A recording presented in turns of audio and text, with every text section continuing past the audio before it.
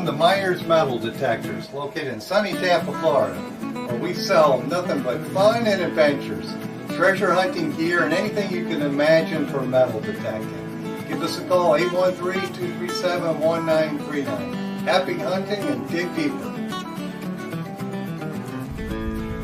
Live from sunny Florida, it's Treasure Talk. Welcome, folks. Welcome to another exciting edition of Treasure Talk. And this one is my favorite show. It's the Digging Report. So we got a lot of people from all over the country, actually all over in other continents too, right, Jeff? We do indeed. So we do indeed. All over the world. All over the world for sure. And as always, today's show is brought to you by your friends here at Myers Metal Detectors, where we sell all this cool stuff here in fun and adventure. And should I keep going, Jeff? You go ahead. Just keep on rocking. All righty. Yeah, because we got a huge show tonight. Let me see here.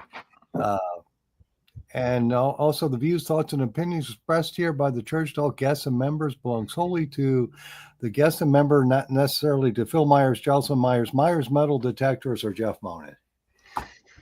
And the purpose of Treasure Talk is to promote the hobby of metal detecting and treasure hunting in all forms and to educate our members in a fun, informative manner. Yes, indeed. What we're going to do, isn't it, Jeff? We hope so. If we get all the reporters to get joined when they're supposed to. Well, if they don't, we'll do what we always do. We get it done always. And I guess I'll chat a little bit about some specials and different things. I do want to remind folks, I do have the hip hanger that we showed Carter's video last month or a few weeks ago, wasn't it? I do have them in stock, so if you're wanting one of those, that is a cool item. And I think that folks who are hunting, in land and out in the water, keeps your detector tethered to your hip. So if you got beat up by a bad wave, you'd have that hooked to you, and you wouldn't lose your detector or your headphones to your detector. Well, it just puts less stress. Yes, on that headphone cable. Like this cable right here, if it was yanked out of your head, or just pulled on it by the wave, that'll save you some money on the headphones for sure. Well, too, if there's a lot of current and some waves, if you take your arm out of the detector to look in your scoop, and it kind of floats away, you could step on it and break it. So this thing makes good sense. For sure. And it looks like my buddy Trip on there says, Phil, great shirt. Yes, this is my 4th of July shirt. So Jocelyn dresses me well. And it's a cool one for sure. I guess keep going with my specials. We have the Naka products. I've got one triple score in here that is actually a display model, and that's $4.99. It'll come with the set of Thresher headphones, because we rotate the display models out every once in a while, and it's going to go out with a set of Thresher and the normal all the accessories that come with it. So if you're looking for a triple score, you get a free set of Thresher headphones, and that would be $5.99. And we also, if you don't want the Thresher headphones, we sell that here in the store for $4.79.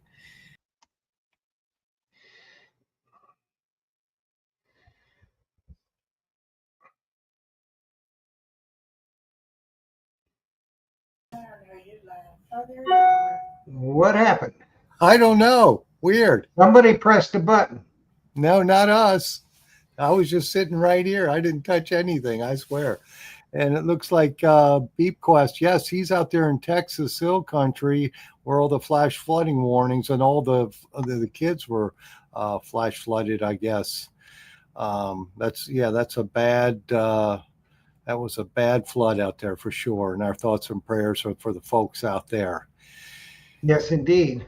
And bad news. Yes, for sure. At the Christian camps. Keep going with my specials. I've got I got this big case here. This is a brand new I guess it's new old stock. And this is a hard case for a White's metal detector, a full size one. I guess. Uh-huh. And I've got just one of these available, and that would be $99 shipped to you. The shipping is going to eat me alive on it because it's dimensional shipping. So that's a nice hard case. I thought it said White's on it, but it doesn't. But most detectors would fit in that for sure. And plus a bunch. It's got the foam in it? Yes, it does. That's good. Yeah, it's got knockouts. I only have one of those available, so that'll be $99 shipped to you. And just holler at me tomorrow in here at the shop. And then let's see, what else do I have? Well, real quick, we need to tell Derek Sherwin and Angie from the UK, they're up next on the Digging Report, so they need to join up now. Yeah, join into the live stream. Just go to your email for sure. And let's see, I also have the MindLab products on sale. I've got the 700 for $6.99, the 900 is $8.98, and of course the Manticore is still on sale for $12.99. And the Expedition Pack, I've got that on special, $5.49. Okay. So, anything new on Deus coils? No word on any new coils coming into the U.S. I haven't seen anything from the distributor, and I've got a big back order for those. So we'll see what happens. Well, I'm going to tell Derek you're in the wrong one, Derek. Use the link I sent to you today. You're not in the green room. Yeah, you got to go to use the updated link, I guess. Yep. Okay, perfect. But that's all the specials I have there. I have today. Just call me if you're looking for anything in particular, and we'll get you set up for sure. Yeah, that's good. Well, while we're waiting for them, also you've got these snazzy mothers in stock. Oh yes, I forgot all about that, didn't I? Well, I have to take mine off.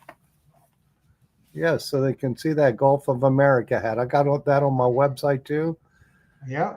So you can get one of those if you want it. And it's cool.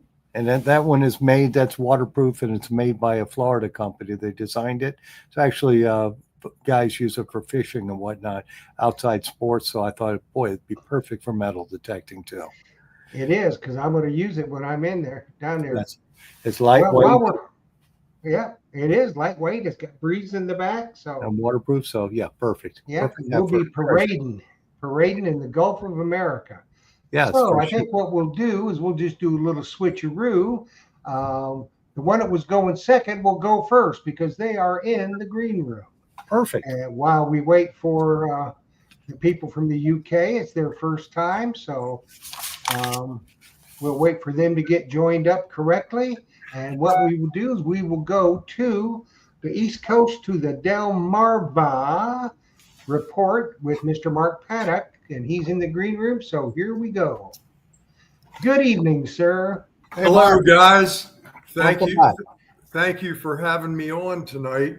I've been looking forward to it.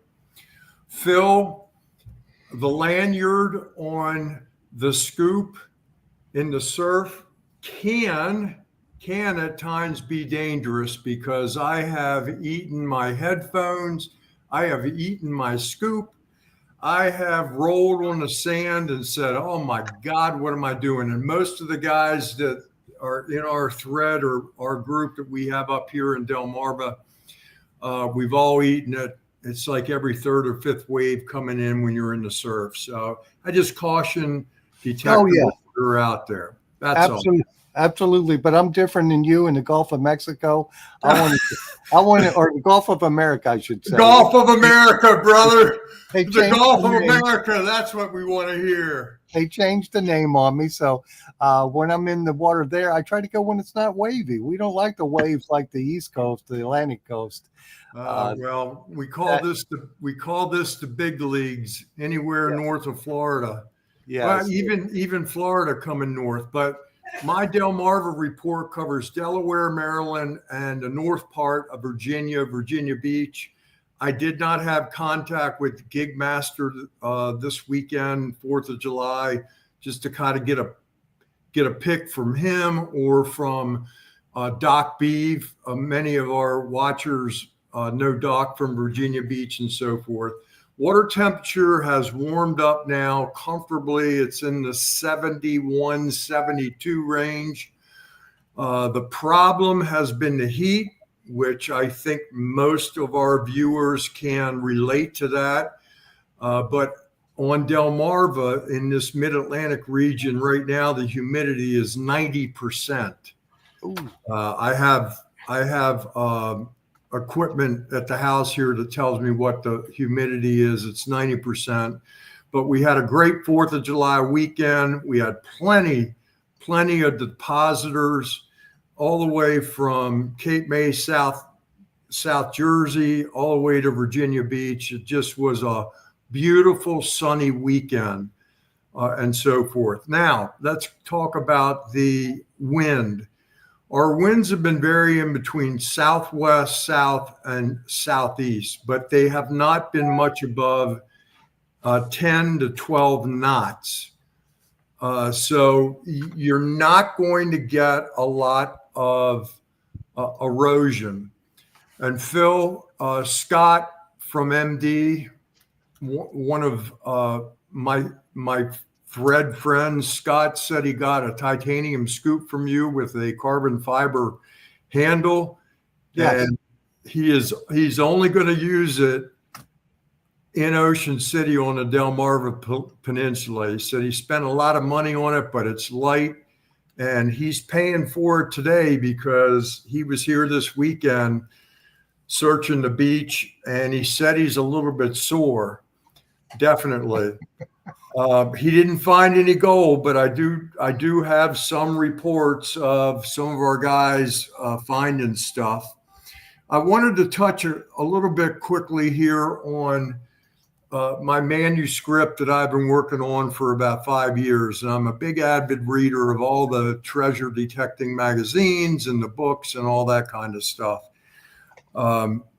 There's an axiom, I call it axiom number 1, the theory of Newton's law.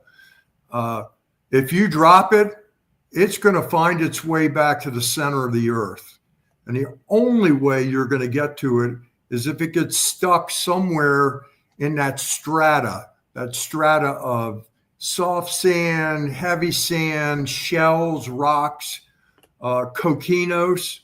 I think our guys in Florida talk about coquinos rock. We don't have that here in Delmarva, but I've been in Myrtle Beach. I've been on the beaches down there, and they do have it there further south. So just remember, when something gets dropped, it's probably not going to be where it got dropped. It's going to move quickly through the substrate until it gets hung up on gravel, crushed shells, and most of our beaches now on the East Coast are all beach replenished, pumped with sand from offshore. So you got to find that patch in the substrate where that gold or where those necklaces or where those rings, where those coins get trapped before they get underneath of that heavy substrate, and then they just keep going down.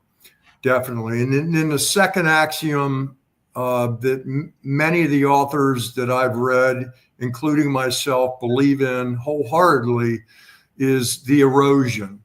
All right. This time of year, the way the littoral shift is on the sand, normally it's from north going to south, but because of these southeast, southwest, south winds, sand gets pushed in and it creates a big berm of overburden that it's just tough to hunt in it.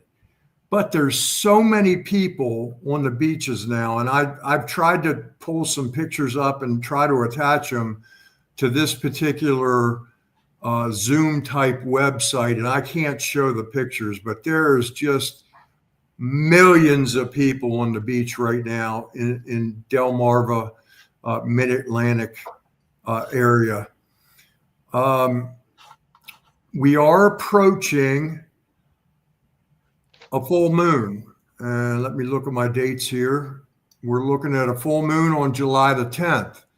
So when we do have the full moon, you're going to have very quick high tides and low tides. So that's going to create erosion and open up opportunities. It's not going to be on an entire beach. Think of a beach is not a linear line. It's not a straight line.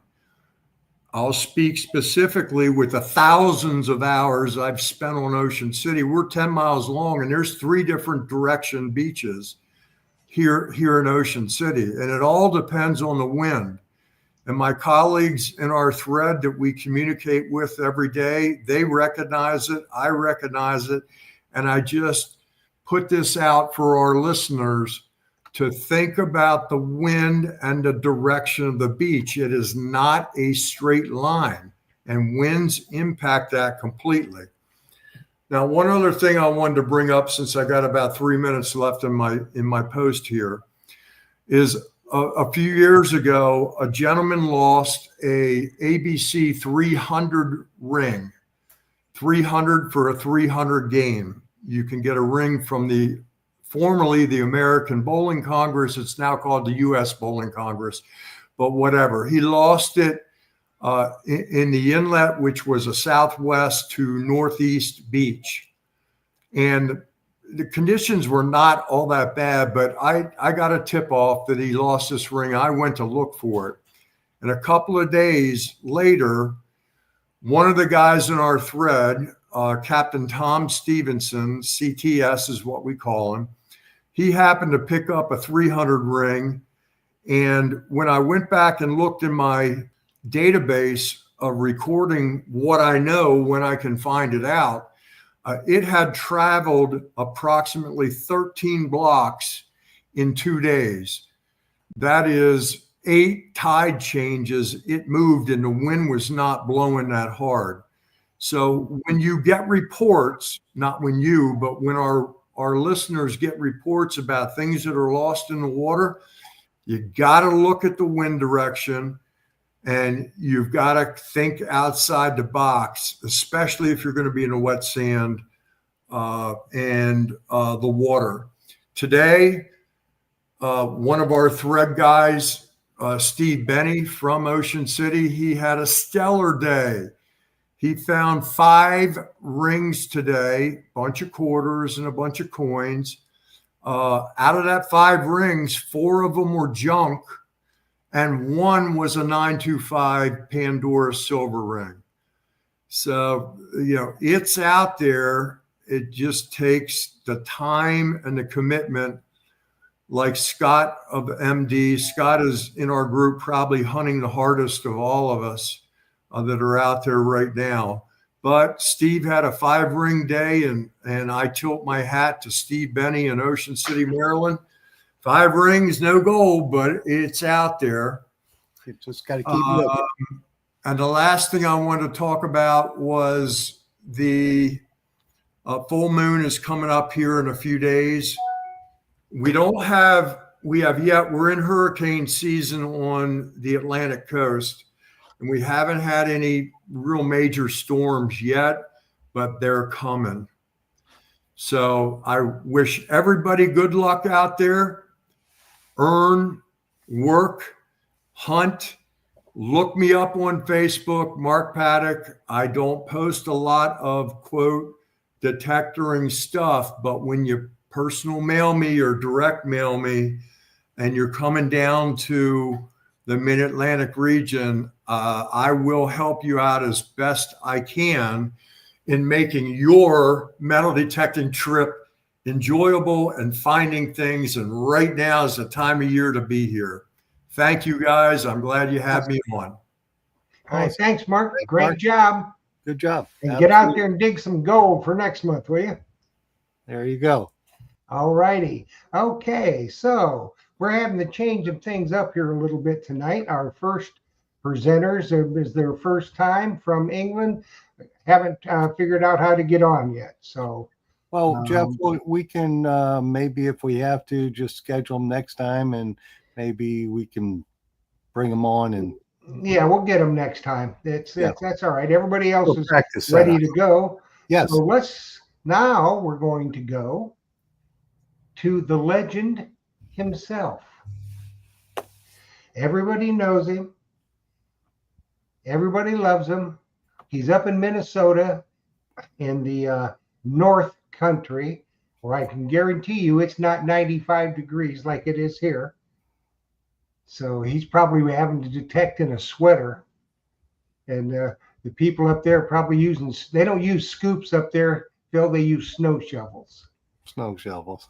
That's right. So let's bring on Terry Shannon for his report. Hey, Terry. How you doing, guys? How you doing? I like your intro there. Minnesota is a little unique, no question. You dropped your Minnesota accent. Oh, we don't have an accent. You folks do. No. Hey, no, we're not a bunch of hosers down here, eh? No, it's I'm just blessed. I've got the best of both worlds. My wife and I, we like to go out, and I tell everybody my wife is a very cheap date. We go out in the evening, drive around, and just look for deer. We never go over. I bet you we never are more than 4 miles from our home. And we were out last night, and it was over 30 deer we seen. Some of them really close, and we just enjoy it. So Minnesota, I like the wild stuff. I like the nature, and I'm blessed with a large yard, so that keeps me off the beaches and off the off the different spots. But the rain, the weather has really been pretty good here. We've had a lot of rain, awful lot of rain, and they had trouble getting the crops off. They are right in the middle of taking that first crop off, so you can't get out into the field. I mean, I have a couple of farms that I go out and on some of the old stuff, and as soon as that tractor leaves the field, they call me to come out and detect. And I've been out at the old Red River Valley Trading Post, and I had a distinguished visitor, Dan Graham, come up, stopped in, and we went out there and spent a morning out there detecting. So that was really neat. Didn't find anything special, but we spent it was a good time. And our rivers, water level. I was in the river today. And I had a fellow come up and tell me right where this lady lost this huge gold earring, and I was out there, and when I wade the river, the current is still pretty strong. But when I wade the river, I have to wear waders because I'm allergic to leeches. And I got out there, and it just opened up the skies. I think I was filling my water. My waders were filling up from the rain, not from the river. And I quit, drove home. I'm going to go back there tomorrow. I'm all excited about it. But drove home, got out of in fact, I drove home wearing the wet waders because I didn't want to change. It was raining so hard. I got home and I parked my pickup, got out, and it quit raining. It's trying to come out. So what are the people finding up there, Terry? Is the ground like stone, or is it? I tell you, I haven't talked to anybody else that detects up here. I talked to, I was in the river today. When I was in the river, one of the farmers, here he comes down in the ditch with his four-wheeler just to say hi. Everybody knows me out there. And I asked him, I wasn't finding much. And I said, how much, have you seen a lot of people in here detect? He said, I've seen no one.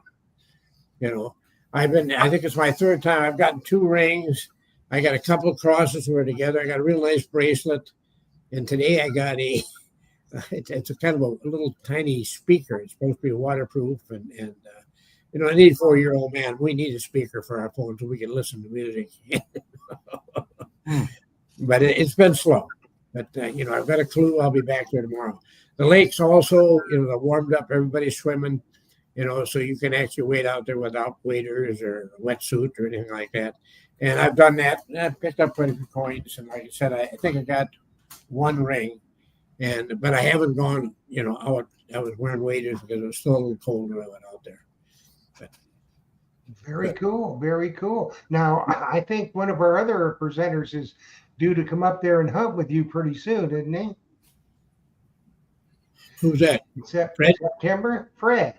Oh, yeah, I'm going to go out. Yeah, I'm going to go out and join him out in North Dakota and Montana. And then he'll come over here. And And he's gone out with us to look at the deer too. I mean, it's amazing the wildlife. In fact, my wife was walking down our driveway and 2 deer ran up to her last week. Ran up, right up to her, and they weren't tame or anything, but it just kind You of. gotta watch Fred. He'll probably try to field dress them.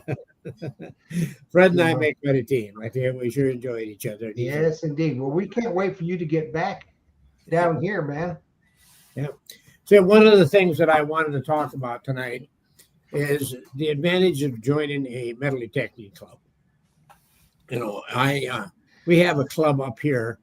It's actually now it's moved its meetings over to Jamestown, North Dakota. But when I started detecting, I bought a detector. Actually, I bought 2 of them. One that I thought didn't work, and so I got a real good one. And I joined that club, and I hunted for about a year. And then I went to I hunted about a year before I joined the club. And when I joined the club, I went to that meeting, and these people after the meeting sat down and we just visited. And I think I learned more in that one meeting than I did that whole year farting around on my own. There's just absolutely no downside on the club. And this club it's called the Tri-State Treasure Hunters. And they meet, the second or the last Tuesday of every month at the Gladstone Motel in Jamestown, North Dakota. And if anybody wants any information on that, I've got the phone number of the president and the treasurer and that stuff, or they can just contact me and I'll get you back. But I really recommend that you join a club. There's just no downside. And then last thing, that Tri-State Treasure Hunters, they're going to have their hunt is will be out. I think it's August 16th and 17th at Memorial Park in Grand Rapids, North Dakota. It's $150.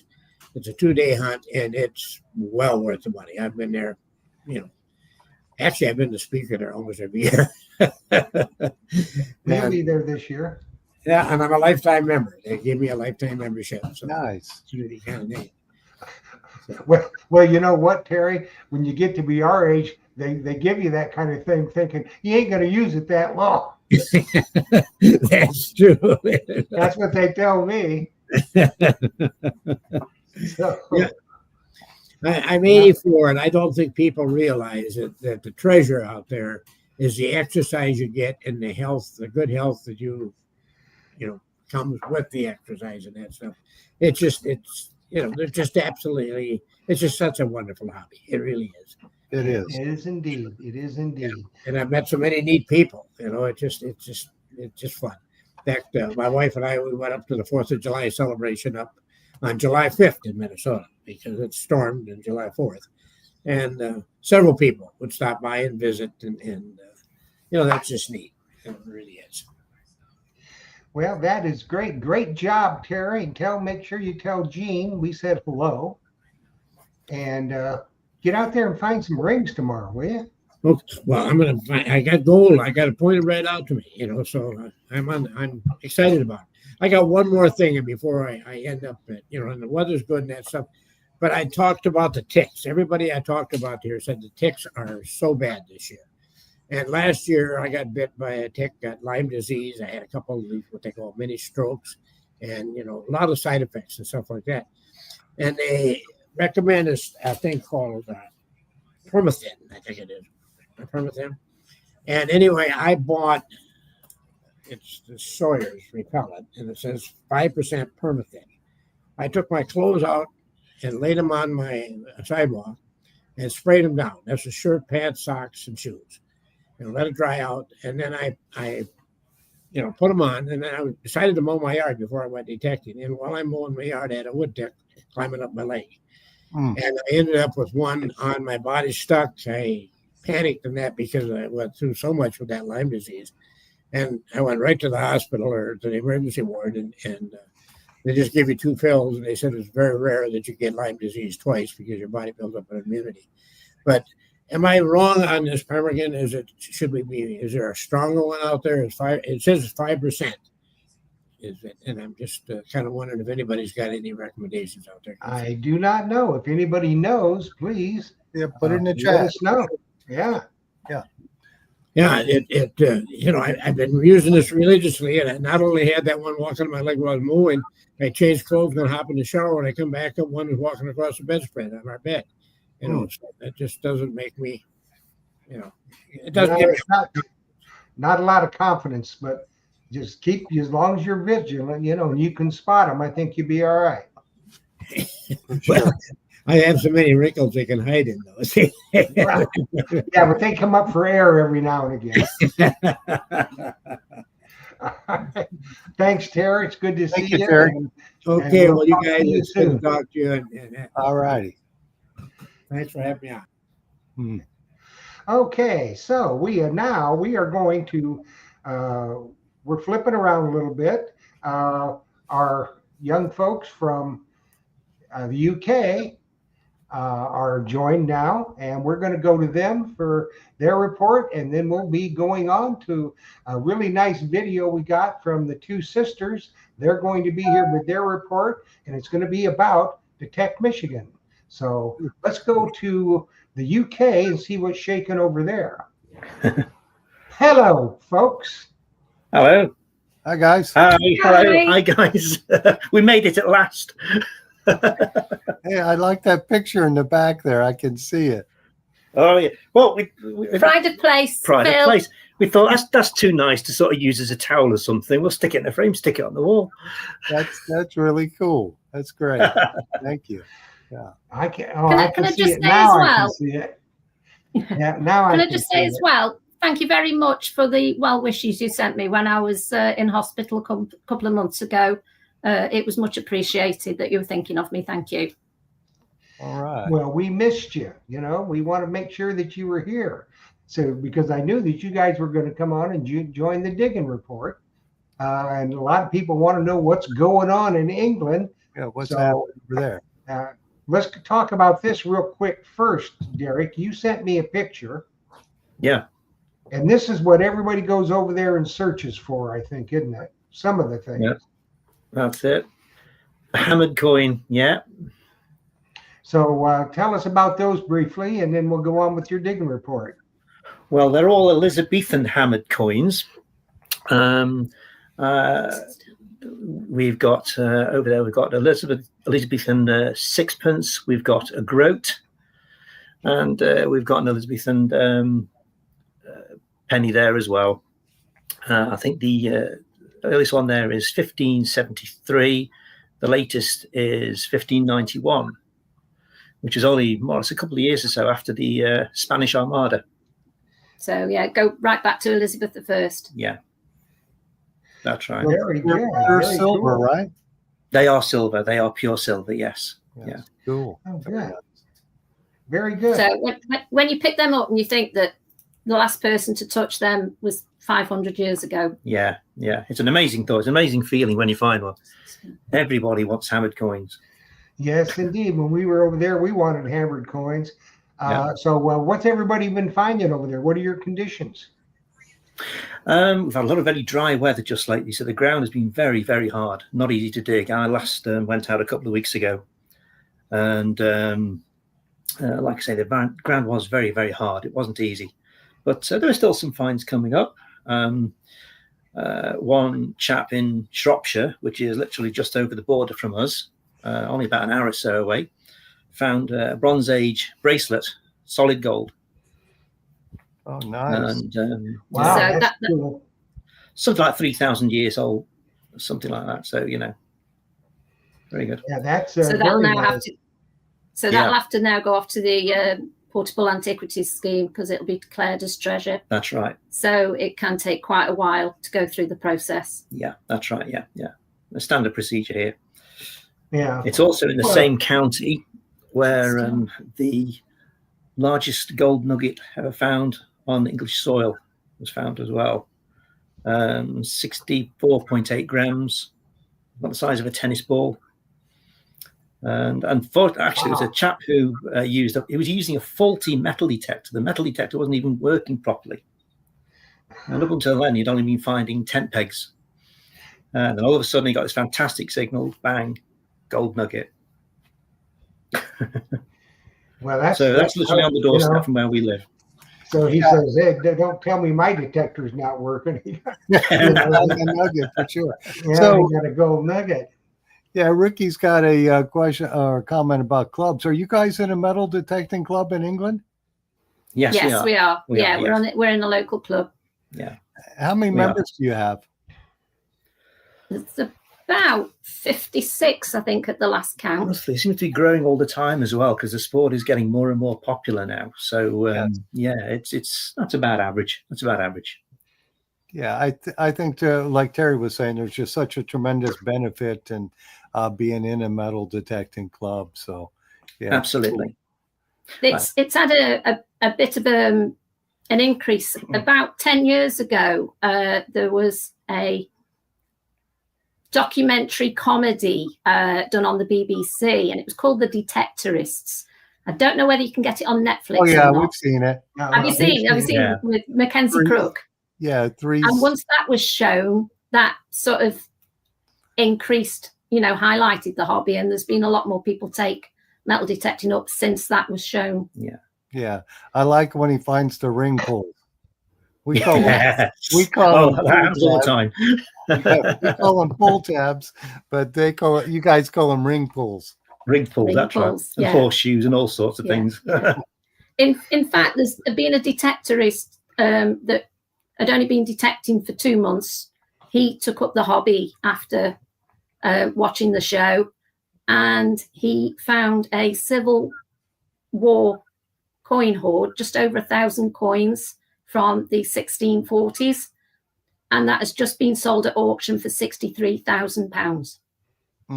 Nice. So he's sharing that 50-50 with the landowner. Yeah. And that's down in Aylesbury in Buckinghamshire. Yeah, that's Very cool. Very cool. Well, we are absolutely delighted that y'all have joined us. And I know as things go along, more people will be pouring in to give you their reports of what they're finding and Yeah. digging conditions that's going on. So that'll happen.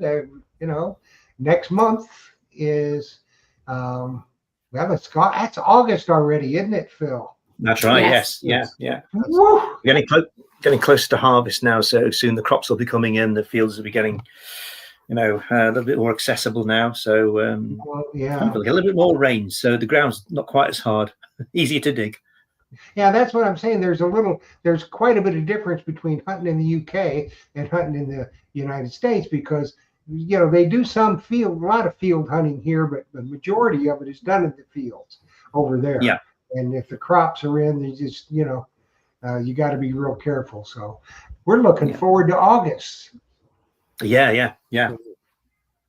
So And there's some rallies that'd be coming up great. as well.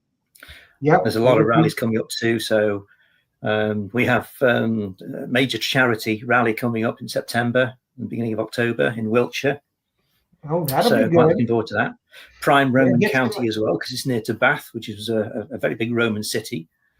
And so looking forward to that one. So hopefully I'll get my first Roman coin. Well, So- let's hope and take some videos. We can always put videos up during your digging report, like the one Yes, that's coming will do. up in just about a minute.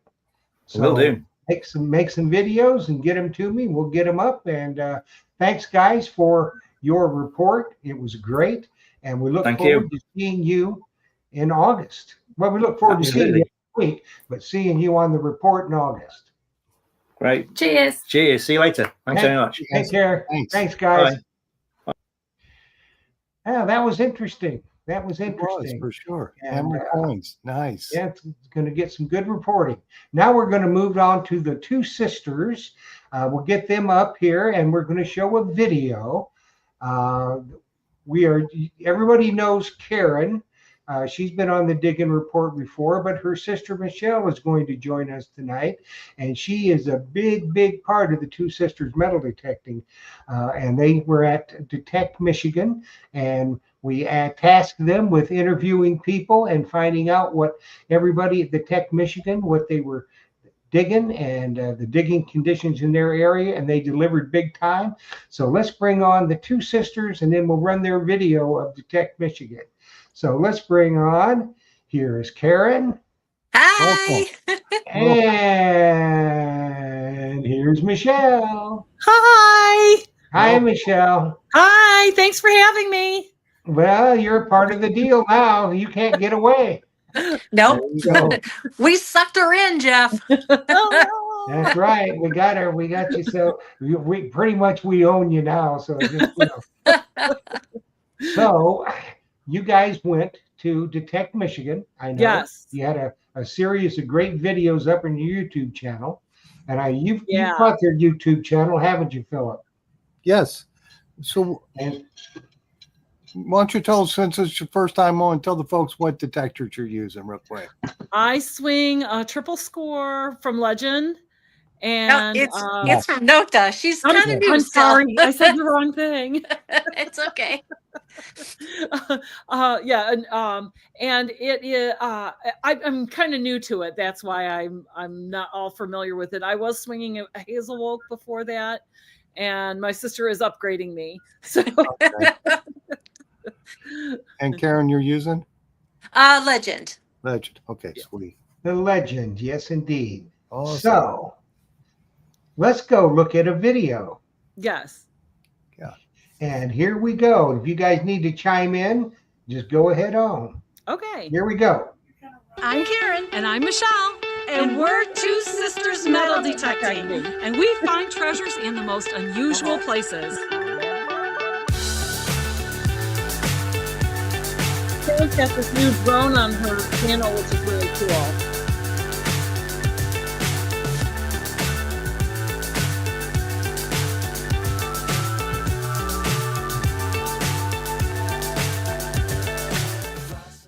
This week on Two Sisters Metal Detecting.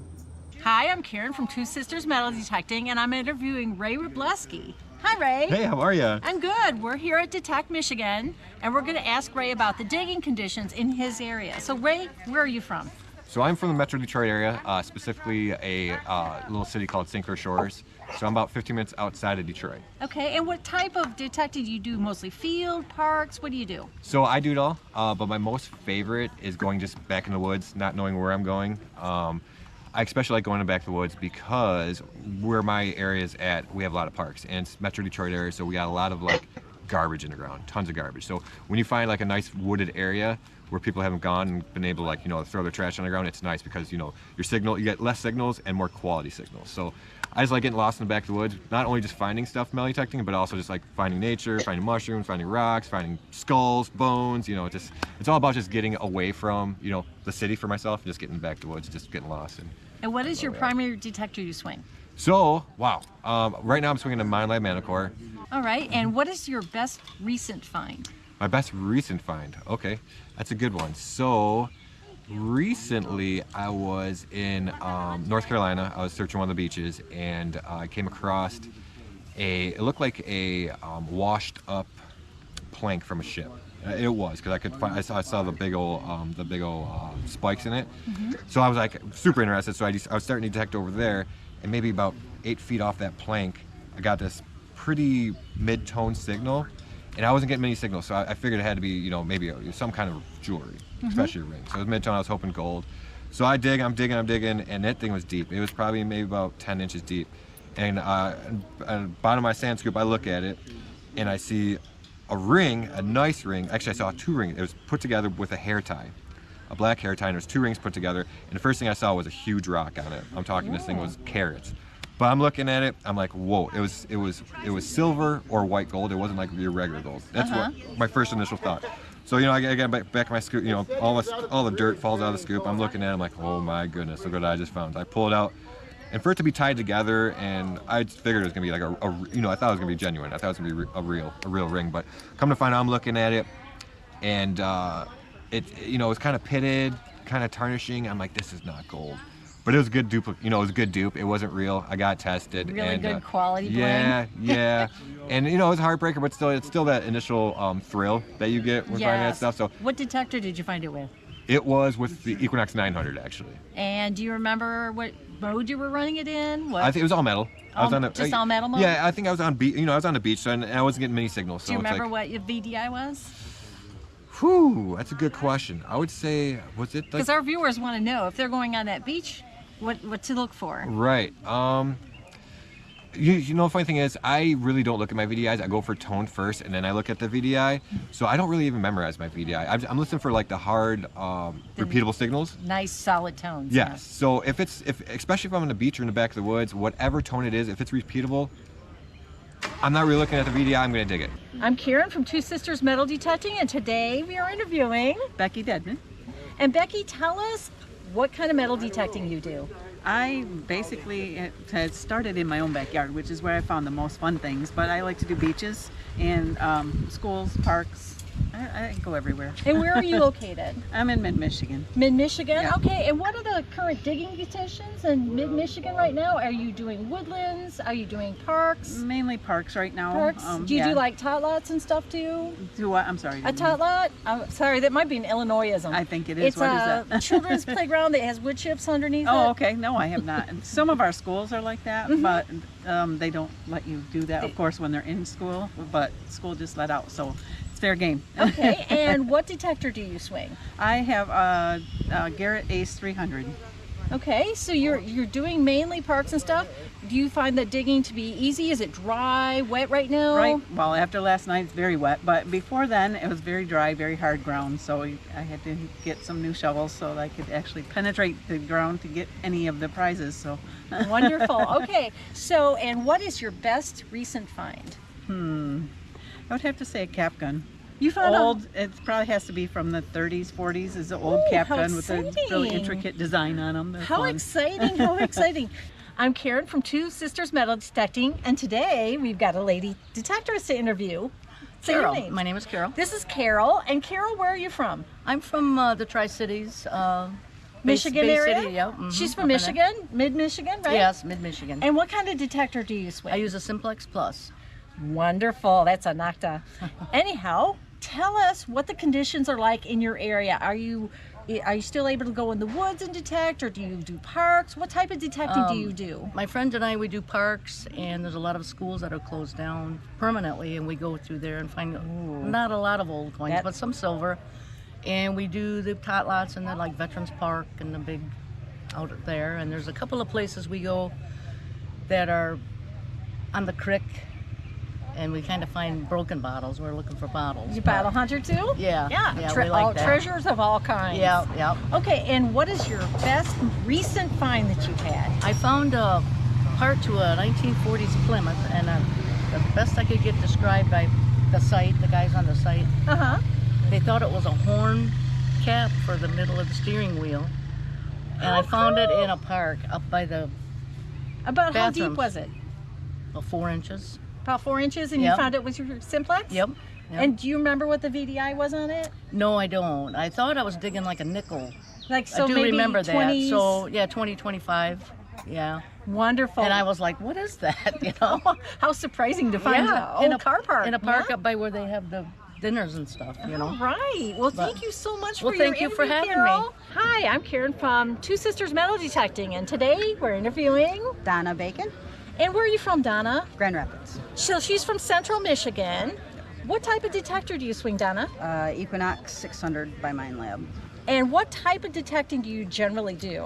I like a lot of seated hunts, but otherwise I do mostly field and kind of yards and things of older houses. Okay, so you do field hunts. And what has been your best recent find with your Equinox? Well, I was able to get permission at a 1895 Victorian bed and breakfast up in So jealous. Belleville, Michigan. So jealous. Spent my anniversary digging around their yard. Best way to spend it. And I found a couple little kids' toys and things, but then there was a glimmer of gold when I got a signal, and it was a mother of pearl and gold filigree cufflink. Ooh, that sounds so pretty. And I told my husband, because Thomas Edison himself did the electricity in that house, I said, this could have been Thomas Edison's. Or his wife? Right? Or his well, family it was a members? cufflink, yeah. So I said, this could have been his. Oh, how cool is He thought that that? was great, but it's a beautiful, beautiful. A beautiful find cufflink, with yeah. history, Mhm. possible Yes, history. yes, for Amazing. sure. Okay. Yeah. Hi, I'm Karen from Two Sisters Metal Detecting, and we're here at Detect Michigan interviewing women detectorists. Today, Hi. we're interviewing. Hi, I'm Tracy from Digging Times Past on YouTube. So, Tracy, how long have you been metal detecting? This is my 3rd year. so I'm still fairly Wonderful. new. Yeah. Fairly Well, new. everybody starts somewhere, Yes, right? exactly. Okay. What detector do you swing, Tracy? Currently, I'm swinging the Nokta triple score. Wonderful. We what I are got. Nokta ladies as well. Michelle swings a triple score. I swing the Legend. Okay. And what area of the country do you live in? I'm originally from Illinois. I just recently moved to Wisconsin at the end of February. So you live in southern, mid Wisconsin, northern? Northern, like they call it the Northwoods. It's like middle, upper Wisconsin. Okay. And what type of metal detecting do you primarily do? Do you do woodlands? Do you do parks? Everything. Everything? My property that I currently own is an old property, so I have 23 acres of my own to detect on. So do you primarily hunt relics then? Relics, and then I'll do, sometimes I have to get that instant gratification, so I'll go to a tot lot and do some coin shooting at Everybody the tot lots does and those. stuff, yeah. We do those regularly in our area just to clean out all the metal debris to keep the kids safe. Yeah. Tell us what your best recent find was. 1 week ago, I got a permission at a house where I live. The house was built in 1876. Went out there, first day I went out there, and I dug up a standing Liberty quarter. Ooh, somebody got one of those in one of their recent ones. My Nice. first one. Yeah, it was my first one, Is it too. bucket lister for you? Yeah, bucket lister. It was actually a first silver that I had dug that wasn't from a seeded hunt. Well, congratulations Yeah, on your yeah, first it was a double natural, bucket. or they call them sometimes wild hunts. Yes, exactly. All right. Exactly. Hi, I'm Karen from Two Sisters Metal Detecting, and today we're introducing Sherry. So Sherry, what kind of metal detector do you swing? I swing an Equinox Mine Lab 900, and I have an older 600. And how long have you been metal detecting? About 11 years.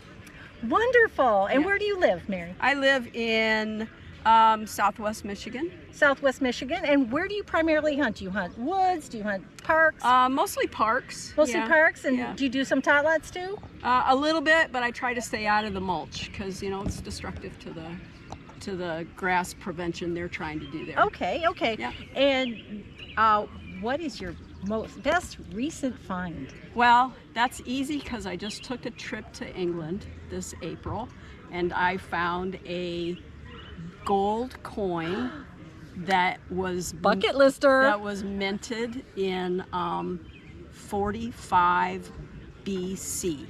A Roman? It actually older than Roman. Older than Roman? Older than Roman. Awesome, awesome. Yes. I don't suppose you have it with you. No, it's still in England. It takes a long time to yes, get it your does. coins back. Go from through there. the treasure hunting Yes. place there in Yes, England. Yes. In case you didn't know. I might never get it back. The museum might keep it. But then they pay you for it, right? Yes, they do. Yes. Yeah. Well, thank you so much for being interviewed because we're trying to promote women in metal detecting. It's fun. Get out there, do it. It's better than gardening because you don't have Oh, to yeah. come back and water. And you make money. You Well, find lots of Clyde I coins. never made up. Well, that's true. You find a lot of turn in your Clyde coins. Yep. All right. Well, thank you for watching our interview at Two Sisters Metal Detecting. We'll see you next time. Bye.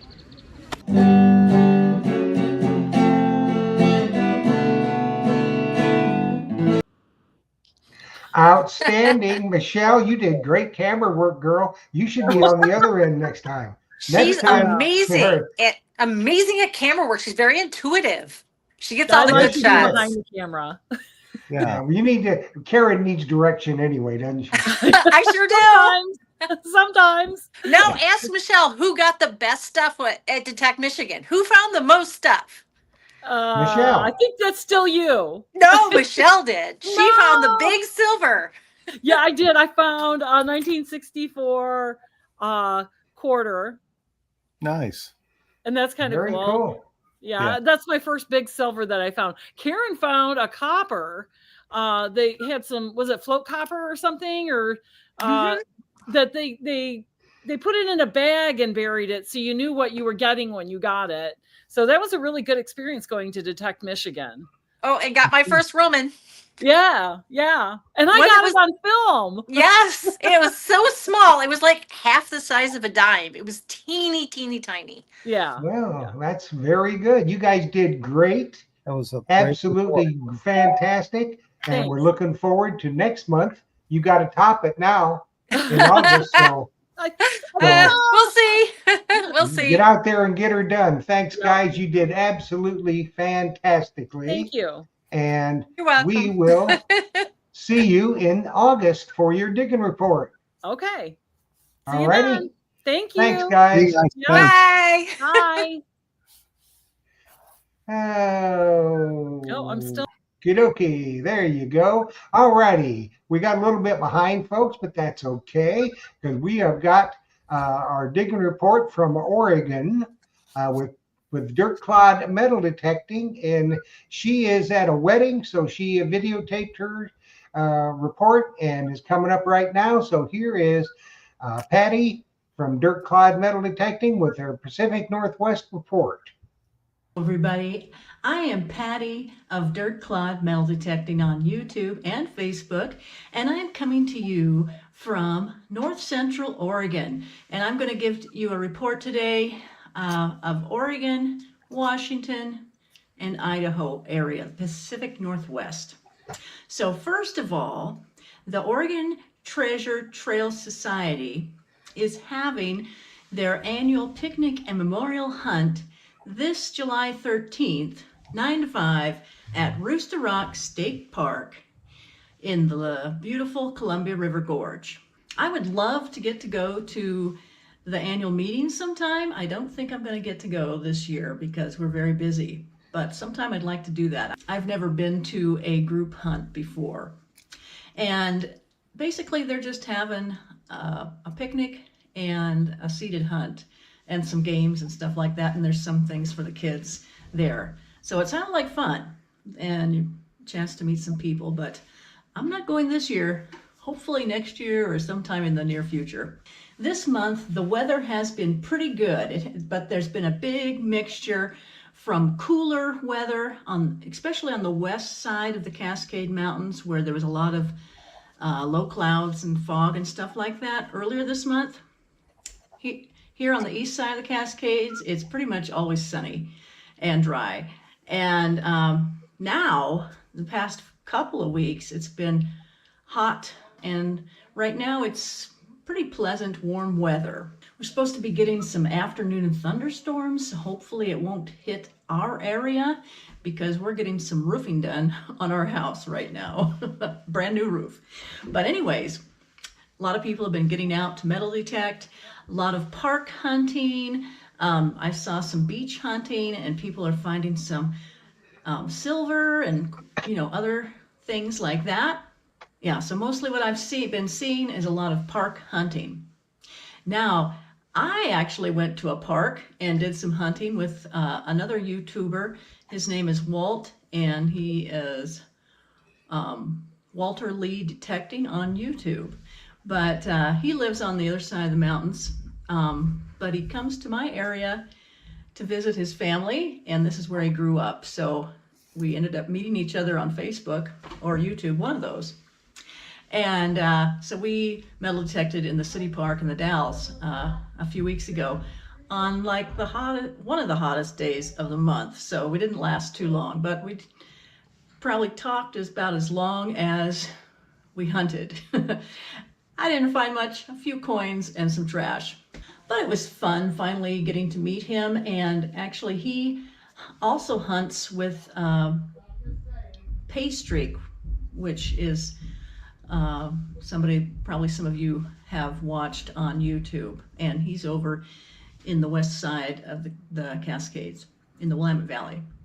Also, if you haven't checked out Grandma Kelly's Clean Life, Clean Living on YouTube, she's up in Washington in the northwest area, and she does a lot of park hunts, and it's just her first year of detecting, so she's new at it all, but finding lots of fun items. And she also has been hitting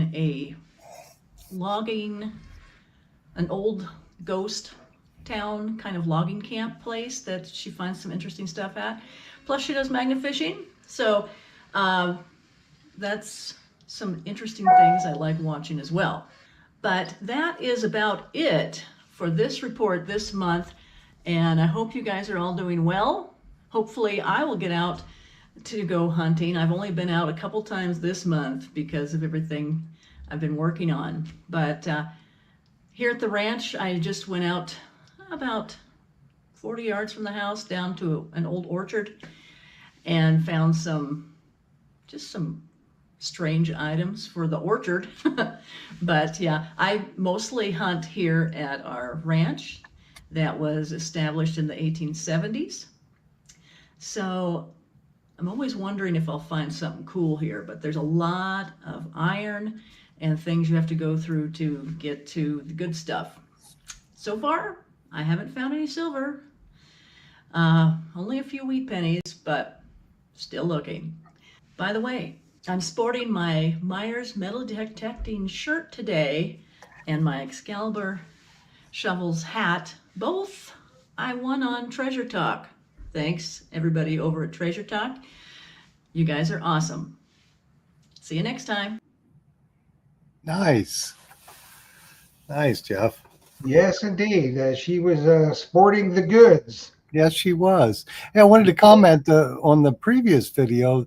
The girl was talking about somebody found a horn. It was actually a horn button because I found a 40, I think it was a 43 horn button that I dug up in a park or somewhere. And I put that on eBay and it went for over $100. I don't remember how much, but it was just rusty on one side.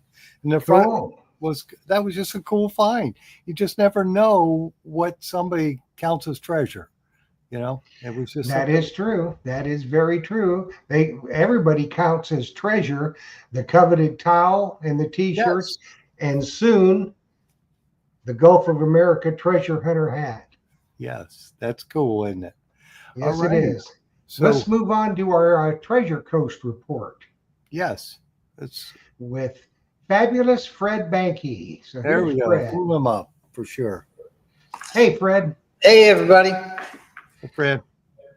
So give us the lowdown, buddy. What's going on? I'll put you've got a slideshow, so we want to go that now? You can load that now. We've had some really good super low tide metal detecting. The tide's been way out with this super low tide, and we've had a lot of real estate that we didn't have access to, and there's been a lot of good finds along the beaches. Cool. So what's the weather forecast coming up? The weather forecast has been raining in the afternoons. We're right at the end of the super low tides. The next super low tide isn't until December, so we've got a long dry spell for the super low tides. But we're getting into the high tide season coming up in September, October-ish, when we look for some bad weather, and the super high tides will be in effect, which is a king tide, and that's when we'll get the erosion in the dunes and possibly some good metal detecting. Yeah, that'd be good. As the beach is still sanded in heavily from the replenishment. They're sanded in up high, but with the super low tide, they've been really nice. There's a lot of sand missing from lower tide. It's pushed way up on the beach right now. Oh, okay. So it's been pretty good detecting. Well, shall we go through your Treasure Coast report slideshow? Let's do that. All righty. Here's the first slide. So this is we're about a month into the treasure salver season right now, and this is Mike Perna from Queen's Jewels, and they went out on a shakedown cruise, and the shakedown cruise, they go test all their equipment, and they pulled up at the beach and they found 3 gold escudos on their shakedown cruise. So what a great start to the season for those guys. Yeah. I would hope so. I would hope so. And this is just like a week or so ago. Mike was out again, and they found 2 escudos, and you can see the escudos right there. Just fantastic, beautiful gold. They are beautiful. And they're finding those offshore on the wreck, correct, Fred? Yeah, they're offshore, anywhere from a few yards out to pretty far out. But yeah, they're finding those offshore. That's okay. That's with the Queen's Jewels, the treasure salvers. So if you want to invest some money, then sign up with Mike Perna. He's doing great. Okay, we did have a question that pertains to this. This is from a new viewer. I think this is his first time seeing the show. And is it really still possible to find gold coins on the Treasure Coast on the beach? It is possible. Some have been found, and you just got to be the right place, the right time, and hope they wash out of the dunes. Yep. Okay, here we go. So Terrence Brown, he's a member of our TCAS, Treasure Coast Archaeological Society, and that's our local club. And he found his first gold coin just this last week. And congratulations, Terrence. It's a 1/4 ounce, $10 American Eagle, beautiful coin. It was actually in a pendant, so it had a bezel around it, and which was broken, and he took that off, and I took pictures of the coin that I made. Nice. Did he find that on the beach or inland? No, that was on the beach. Okay. That is nice. Yeah. And then young Billy Keene, he came over, and Billy and I have been talking for about a month or so about him coming over for a super low tide. And he was, I talked to him about the only artifacts we've been finding lately is off of a, excuse me, an English shipwreck. And we've been finding copper off of this shipwreck. So we had just a great 2 days metal detecting, and this is Billy's finds. You can see the copper there. He actually found a what we believe is a cargo hook, and this is attached in a conglomerate with a big rock attached to it. That's that big clump in the middle of the picture. So cool. It actually, I believe it's a real cargo hook off of the English ship there. This is a picture.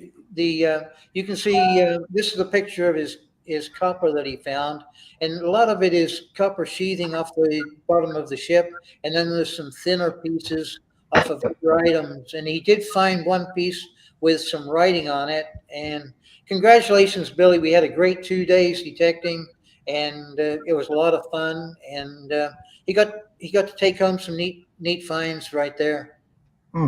Yes, indeedy.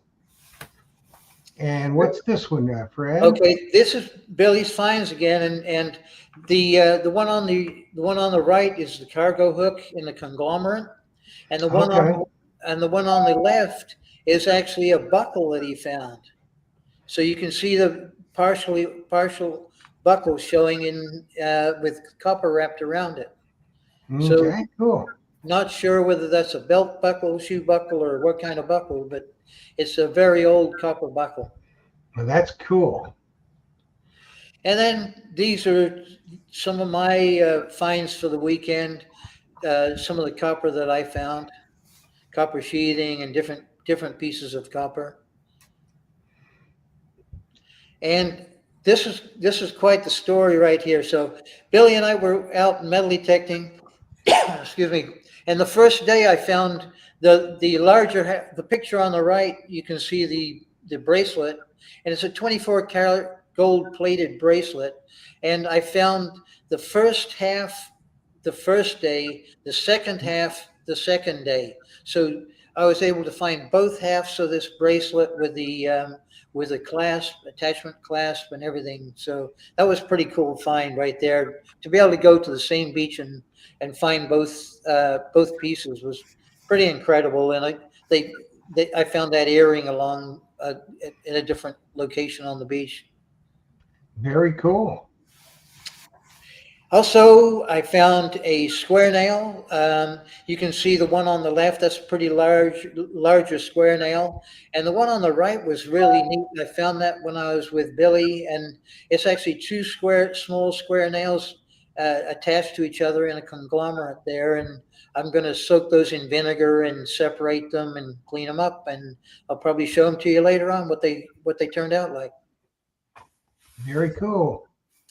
Now, Jim Heverick, he's a friend of mine, and he's out there every morning early. We have 3 different kind of birds in Florida. We have snowbirds, which is the Terry Shannon type, and then we got the early birds, which is the Jim type. Now, Jim gets out there at 6:30 in the morning, he's out there and he goes 2 or 3 different beaches, just hitting the wet sand, dry sand, and he's had a heck of a month. And you can see some of his finds on the picture on the right-hand side. I took these pictures. I met up with him a couple of days ago on a beach there. And if you go to the next slide, it'll be a close-up of some of the items. So the top left-hand corner is a silver ring, and we don't know what kind of stone is in there, but he took it to a jeweler, and the jeweler said it's probably from the 1800s. And these are all beach finds right here. And then the cross in the middle, that's pretty old cross there too. So that might be a shipwreck cross there. And he's got a St. Christopher. He's got the cross ring on the bottom left, and then he's got this nice pendant at the bottom, and it's got the Lord's Prayer on there. Oh, that's really cool. So he's been finding a lot of religious artifacts, let's say. Very cool. So I spent some time at the Mel Fisher Museum helping out down there for their summer camp for their kids. And they had 8 or 9 kids there for the summer camp. And I did a little tutorial on metal detecting. We took them out into the grass behind the museum and buried a few items and let them find those. And then on the Friday, their graduation day, we took them to the beach, and they did a lot of metal detecting on the beach and playing in the surf and doing all kinds of neat stuff in there. So it was just a really good experience, a lot of fun. And then we come to, I did a presentation at the beginning of the month at the TCAS. That's our local metal detecting club. And I did a presentation on detecting the Treasure Coast. And a lot of it was on how to actually recognize a treasure beach. So there's a lot of, if you're finding something on the beach, you want to know, well, is it a treasure beach, or is it a shipwreck beach, or is it just a regular beach? So I've got a lot of indications that I show of different items that you can find on the beach and actually recognize that it's a shipwreck beach. So that was a lot of fun doing that for the club. And then we had a club hunt in the month of June as well. And I buried, this was up at Cocoa Beach, and I buried 11 different items in the sand, and everybody had to fill out a form and guess what the items were. And nobody did that great. 3 people actually got 3 of them right. So that's not too bad. And then I gave them the 3 finalists, I gave them a list of items that were buried, and they had to match them up. And the best guy got 6 of the 11 right. So that was pretty cool. And Bill, if you want me to do it for your club hunt one of these times, I'll be glad to come over and do that. It's kind of a fun thing, filling out the paperwork. And there was prizes for 1st, 2nd, and 3rd. Yeah, that sounds cool for sure. Yeah. That was a lot of fun at the club hunt doing that. All right. So then we got Mel Fisher Days. And Mel Fisher Days. Next slide, please.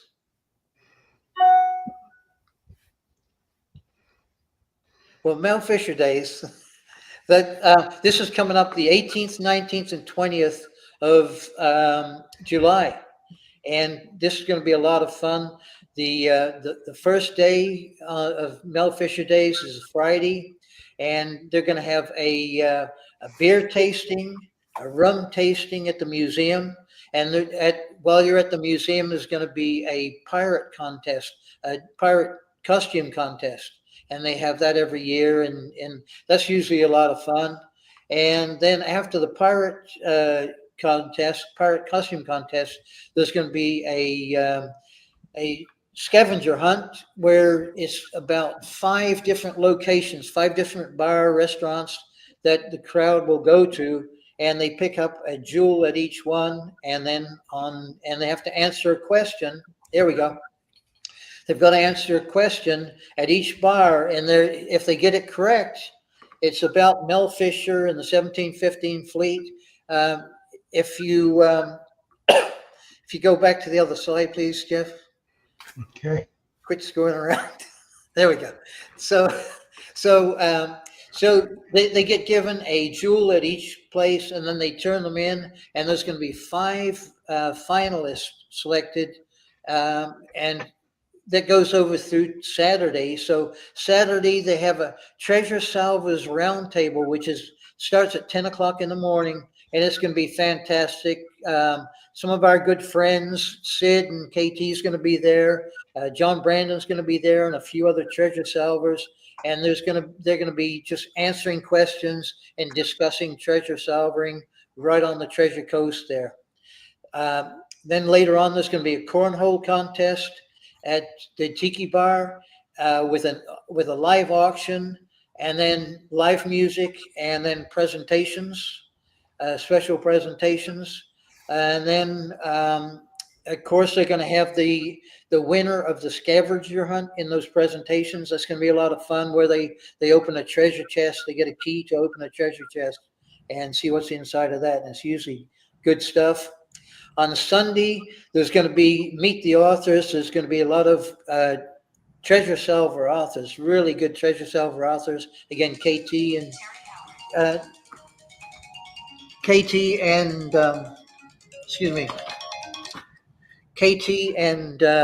Sid's going to be there, and some great authors are going to be there. And then there's going to be a brunch. But right now, online, there's an online auction that's already started. They've got, I think, $30,000 worth of stuff to auction. If anybody's planning a trip to Florida, to the Treasure Coast, or to Key West, so there's prizes out of Key West. There's prizes out of Sebastian. So anybody planning a trip, there's hotel rooms, there's adventures, all kinds of things in this in the online auction. There's coins. There's just all kinds of prizes on there. Really good stuff. So it goes at pretty good price. A lot of it too.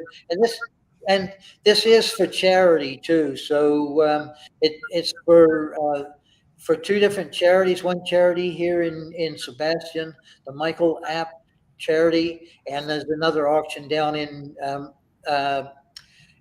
Key West too. Another charity down there that the money goes to. So this whole weekend is planned. Any money gained, which is hopefully a lot, will be all go into charity that weekend.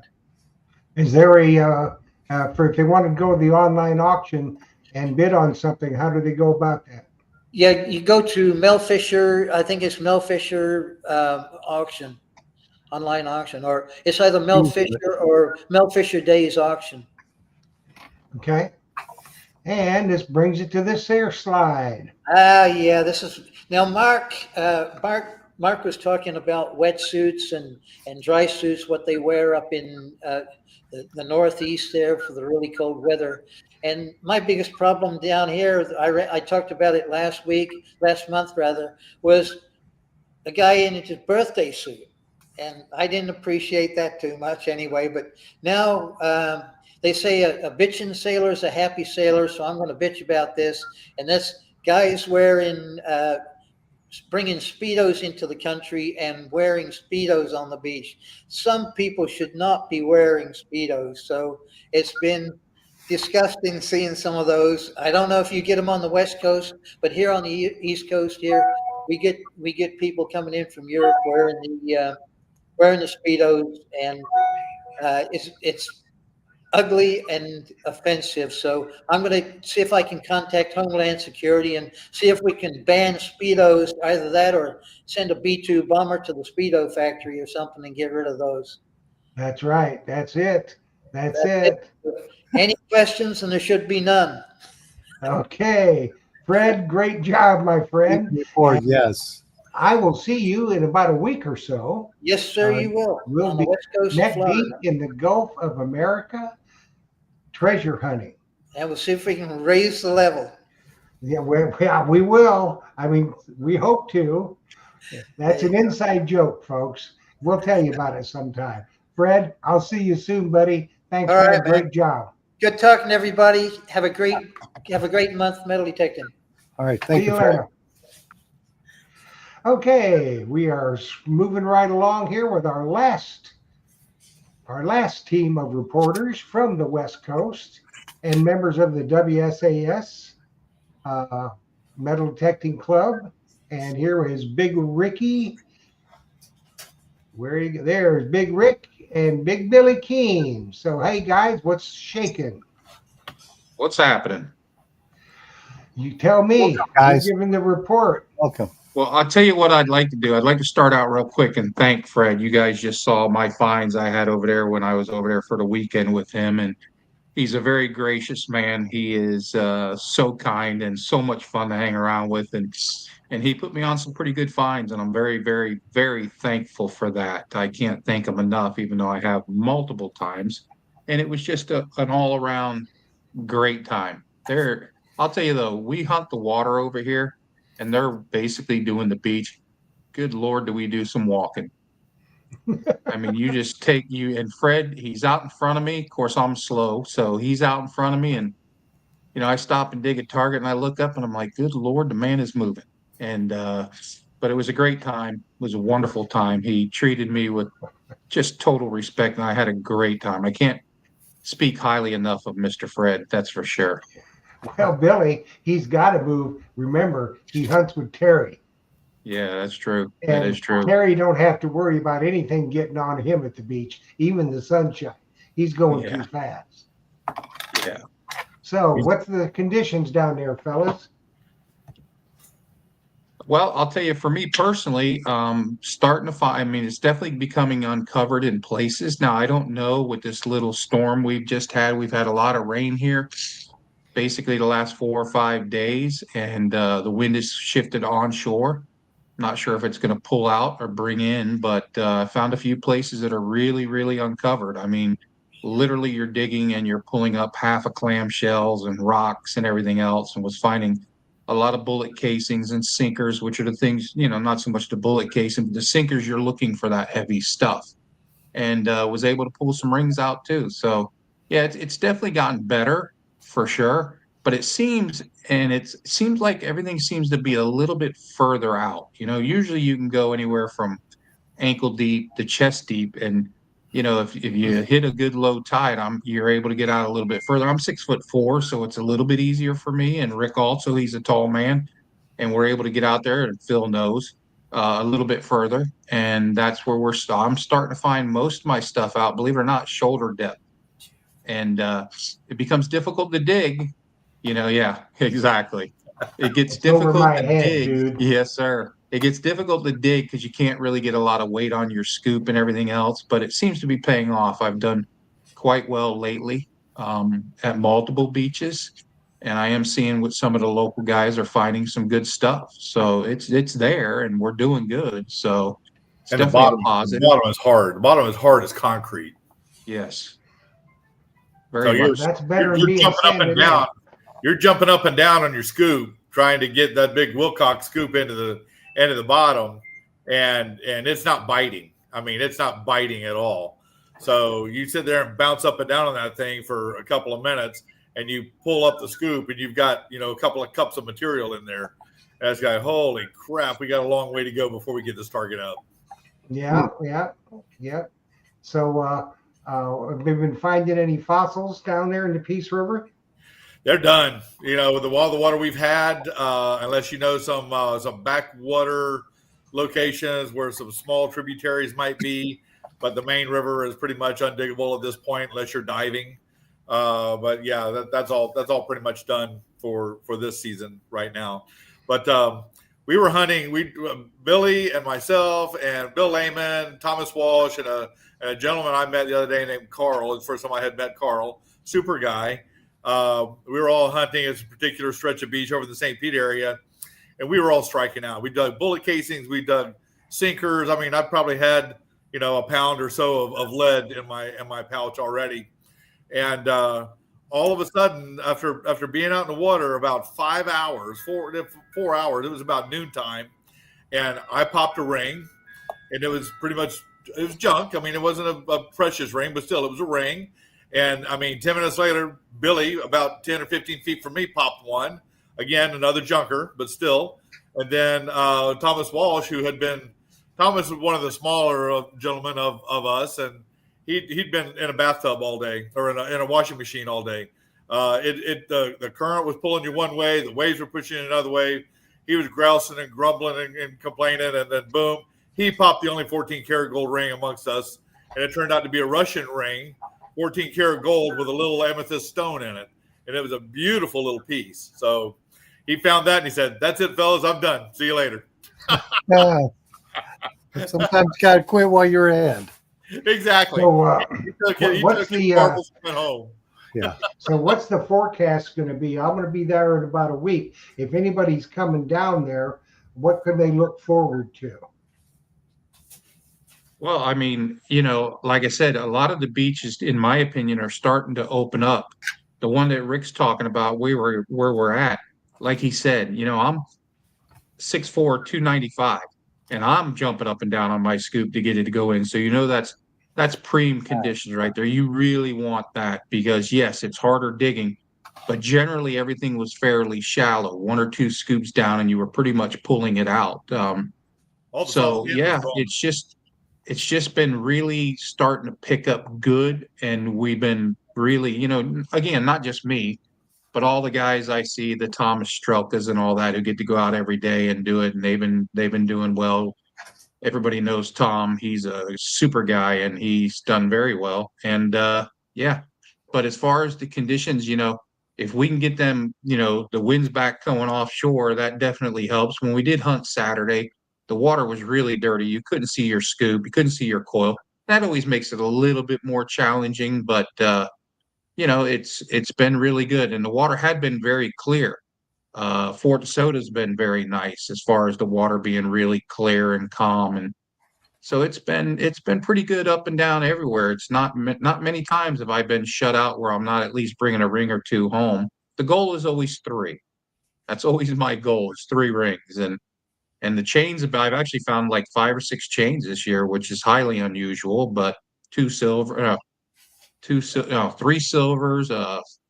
one I'm wearing here, just a stainless steel one because I'm smart enough not to wear gold out on the beach, and so it's been good. It's definitely getting better. Very good. That's what I want to hear because I'll be down there. Absolutely. Yes. Oh yeah. By the time you get here, I think it's going to be fine.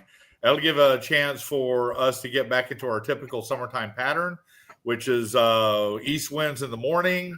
Usually don't have to worry about west winds until the sea breeze storms start popping up early in the afternoon, about 2 or 3 o'clock in the afternoon. Yep. So I think by the time you guys get here, we'll be back in our regular summertime pattern, and I think things are going to glass out for us on the Gulf of America. I certainly hope so. I'm taking some time off. I want to add one more thing too. Mark Paddock was talking about relocation of jewelry, and I read a story many years ago.